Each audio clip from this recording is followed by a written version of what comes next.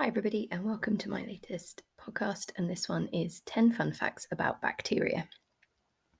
According to scientists, there are more bacteria on the Earth than there are stars in the sky.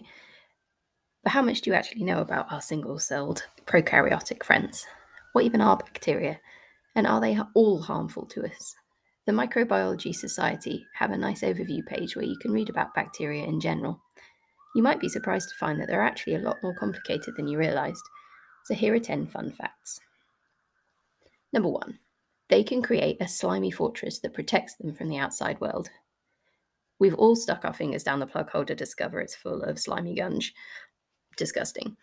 But there's a clever protective layer that the bacteria in your sink create to protect themselves from all sorts of things, being washed away in the case of your sink, but it can also protect them from chemicals such as antibiotics. And biofilms are made up of polysaccharides or carbohydrates, proteins, DNA, and lipids, and these are excreted by groups of bacteria which can enable them to stick to surfaces. You'll probably find that they're quite difficult to scrub away in your sink. And biofilms can be a complex place to live and have been dubbed cities for microbes. Number 2, they can talk to one another. To create your biofilm castle, you need to communicate with your neighbours. Bacteria can talk to each other using a system called quorum sensing. They do this by releasing specific chemicals or signaling molecules in response to environmental conditions. They must have the ability to detect these signals, and when there are enough bacteria all signaling to each other, they then reach a threshold, and this enables certain genes to be switched on. And this can trigger the formation of biofilms and the ability to swim or infectivity if you're in a host. And there's a really good video on how this works on YouTube. Number 3, they are able to share genes in multiple ways. Bacteria not only have a chromosome, but many of them also possess multiple smaller circles of DNA called plasmids. Plasmids are able to replicate independently from the chromosome and can be passed between individuals of the same species, as well as between different species. You can read about plasmids and their importance in the link in the blog. This enables bacteria to share useful genes in difficult environments. For example, many antibiotic resistance genes are found on bacterial plasmids.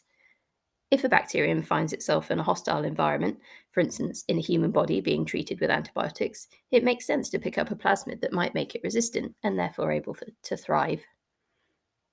You can read more about antimicrobial resistance in a link on the blog. Number 4, we use them as factories to produce things for us. We've learned how to manipulate the genomes of some bacterial species so that they contain genes that produce proteins that are really useful to us, and that otherwise we might never be able to produce on the scale that we need. We do this by cloning the genes that we need from one species into a bacterial cell. And you can read about how cloning works on a link on the blog. And because bacteria reproduce very quickly, they can produce much larger quantities of the protein that we need. There are many examples of this, but insulin, used by diabetic patients to regulate their blood sugar, and rennet, used in the production of cheese, are the most commonly known versions. There's some really interesting links to the history of insulin and how we produce rennet.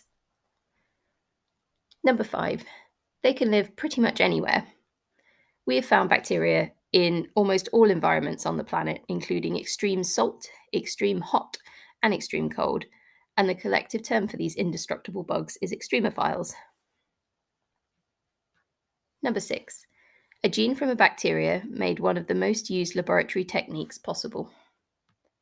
Speaking of extremophiles, we've borrowed something from them that has helped to make many scientific discoveries possible. We discovered a protein called polymerase that is vital for the cell to copy its own DNA. Thermus aquaticus, a bacterial species found around deep-sea thermal vents, has a highly thermostable version that we've dubbed TAC. And so this stands for Thermus aquaticus. And this polymerase, scientists routinely use this polymerase to copy DNA using PCR. Thanks to COVID-19, pretty much everyone has now heard of PCR, but fewer people know that PCR stands for polymerase chain reaction. Taq polymerase was instrumental in making PCR the scientific powerhouse that it is today, and you can read about the history of PCR and Taq polymerase in a link on the blog. So thank you, Thermus aquaticus. Number 7, we can use them to make our planet greener. We know that some bacteria can break down hydrocarbons, which are the building blocks for many non renewable resources, such as plastics and oil.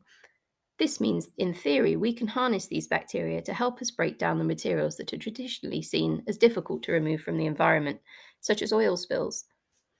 In 2016, scientists in Japan found a bacterial species, Ideonella sakiensis, that can break down PET, which is commonly used in plastic bottles. Whilst these bacteria in their natural form wouldn't make much of a dent in the mountains of single use plastic in the world, it paves the way for scientists to engineer more efficient versions which could help us clean up our planet. Pretty neat, right? Number 8. They are the oldest known land organisms. Scientists believe that bacteria are the oldest land based life forms on Earth and may have been around as far back as 3.22 billion years ago. Evidence of bacteria have been found in fossils dating back nearly 3.5 billion years ago in hot springs in Australia, and modern humans, in comparison, have only been around 300,000 years. Number 9. They can produce very quickly. Bacteria reproduce by something called binary fission, so a single cell divides into two identical daughter cells. This can be pretty quick, especially in ideal conditions that can be replicated in the laboratory. You don't need bacterial tinder for a start. E. coli, the microbiologist's favourite bacteria, for example, can reproduce roughly every 20 minutes in the laboratory, although scientists do predict that this should be much slower, more like maybe every 15 hours in the wild environment. So if you started with a single E. coli and cultured it for 24 hours, it would divide 72 times, and you'd end up with nearly 5 sextillion cells, which is 5 and 21 zeros. Bacteria don't tend to reproduce that fast if you have an infection, thank goodness, but it's easy to see how quickly your immune system might get overwhelmed and need help for antibiotics. Some bacteria do reproduce more slowly, though. Mycobacterium tuberculosis, the bacteria that causes tuberculosis, replicates every 12 to 24 hours, and that's in the laboratory. So that's only 2 to 4 bacterial cells after 24 hours. Tuberculosis is a disease that manifests itself very slowly, and the bacteria's rate of growth is part of that reason. You can read more about why the tuberculosis bug is difficult to treat in my article that marks World TB Day. Number 10. Scientists have created an entirely synthetic bacterium. We've been manipulating the genomes of microorganisms for years to use their genes to produce things for us, as I previously mentioned. And scientists were able to create a completely synthetic genome using whole genome sequencing. Now they've also created a functioning and reproducing synthetic version of a bacterium too. They've called it, pleasingly, Mycoplasma laboratorium, or Synthia for short, and it has its own Wikipedia page. This synthetic biology might pave the way for new uses for bacteria, such as fuel sources and manufacturing the molecules that we need. So whilst you might often think of bacteria as nothing more than pathogens that cause nasty diseases in other organisms, they're actually pretty smart, in their own kind of single-celled way.